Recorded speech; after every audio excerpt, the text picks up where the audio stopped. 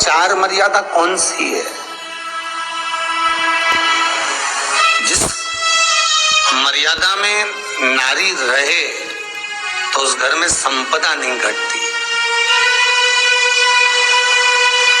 उस घर की संपदा को समाप्त नहीं किया जा सकता।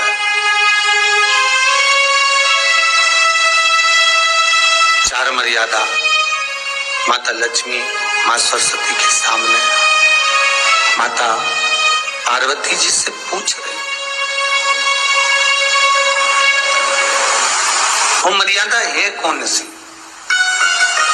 जिस मर्यादा के बल पर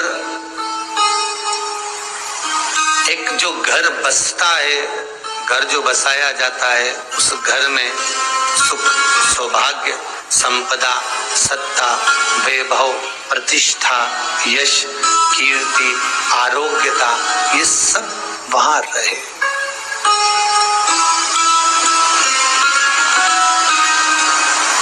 पहला, मां पार्वती ने माता लक्ष्मी को कहा, अतिथि देवो भव।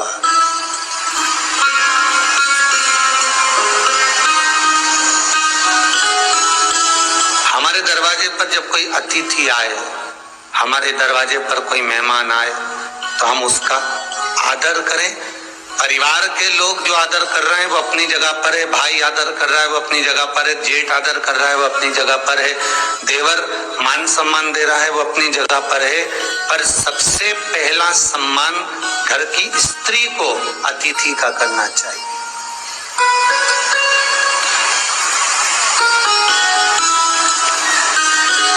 सास के मेहमान आ गए, पहचान वाले, बहुवन मालूम पड़े अपने कमरे में बैठी हुई है।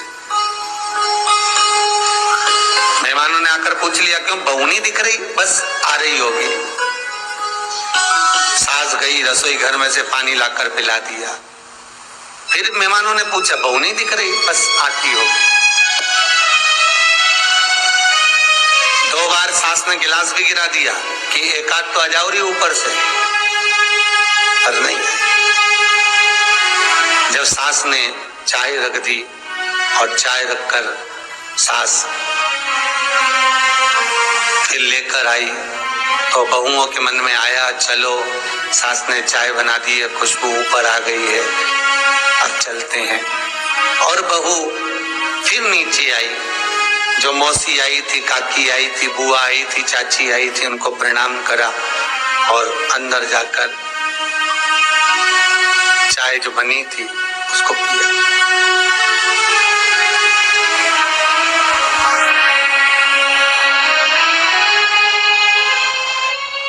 एक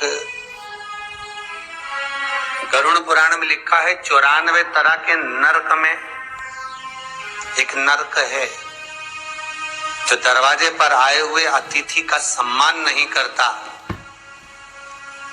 उसको जल नहीं पिलाता, उसका मान सम्मान नहीं देता, उसका आतिथ्य नहीं देता, उसके लिए भी एक नरक रखा गया है।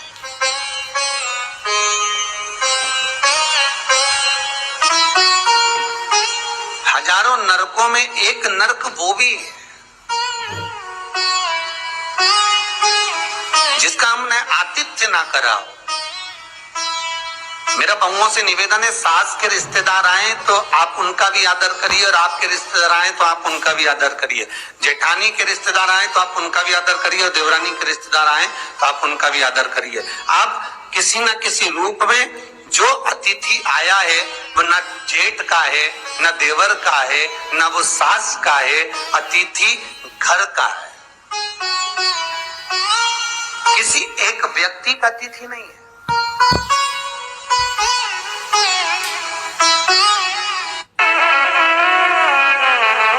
बड़ी बहू सोचे कि मैं घर की बड़ी, बड़े परिवार की, मेरे पास में बहुत धन दौलत, मैं काय को गिनूं किसी मेहमान को। छोटी बहू सोचे मैं काय को गिनूं, मंजिली सोचे मैं काय को गिनूं, संजिली सोचे मैं काय को गिनूं।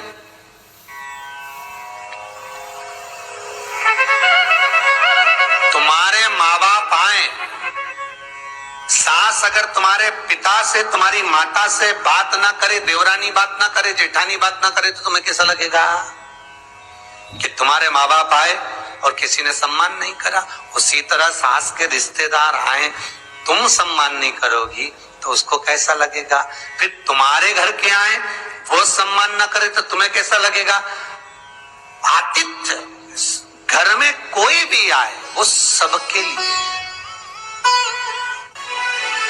दूसरा क्रम बताया,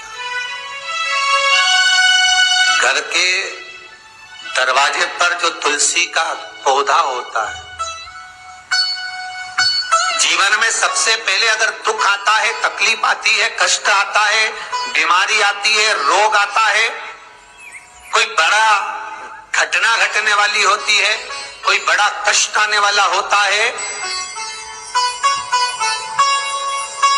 तो लक्ष्मी जी से माता पार्वती कह रही है, घर में जो तुलसी का पौधा होता है सबसे पहले घात उसी पर होती है।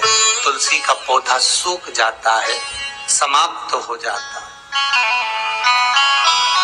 उसके डालियां मुरझा जाती हैं, नीचे लटक जाती है, मंजरी झुक जाती है, या तुलसी के कुंडे में जो मिट्टी है उसमें फफूंद पड़ जाती है।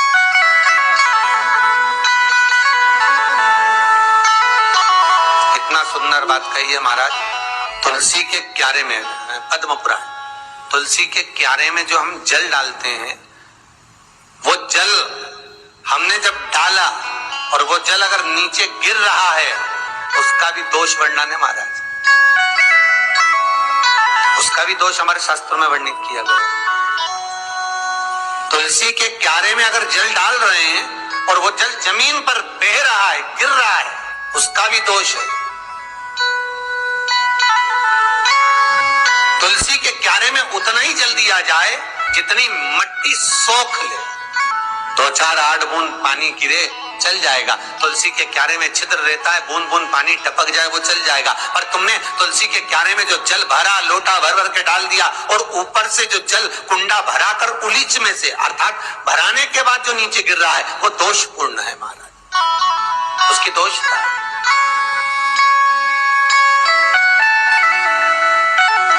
वो दोष दे दे।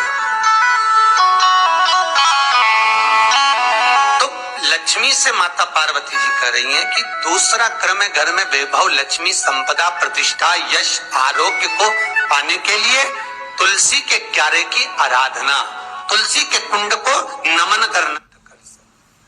तीसरा क्रम कहा, घर में चाहे नल लगा हो, चाहे आरओ का प्लांट लगाओ, पानी का घर में छोटा छोटा आरओ प्लांट लगा लेता है, फिर भी घर के अंदर रसोई घर में एक छोटा सा मटका, मटका नहीं तो हंडा, हंडा नहीं तो बाल्टी, बाल्टी नहीं तो कलसा, पानी का भरा हुआ जो नारी रखती है, दूसरे दिन उस पानी को बाहर ढोल कर फिर वापस धोकर भर लेती है। मटका रोज धुलता है, हंडा रोज धुलता है, प्रतिदिन का। जितना जल उस पात्र में रहता है, भरता है, ऐसे ही घर में संपदा बढ़ती। 3 क्रम बढ़ती। चौथा, नारी के मस्तक पर जो चीर होता है, ये पूर्वज, इसी चीर से कथा प्रारंभ हुई थी और वहीं पर पहुंच गई। लक्ष्मी पार्वती के संवाद पर चल रही है महाराज। मस्तक पर जो चीर होता है, मस्तक पर जो वस्त्र होता है, वो वस्त्र पूर्वजों का, पितरों का, कुल देवी देवताओं का आशीर्वाद।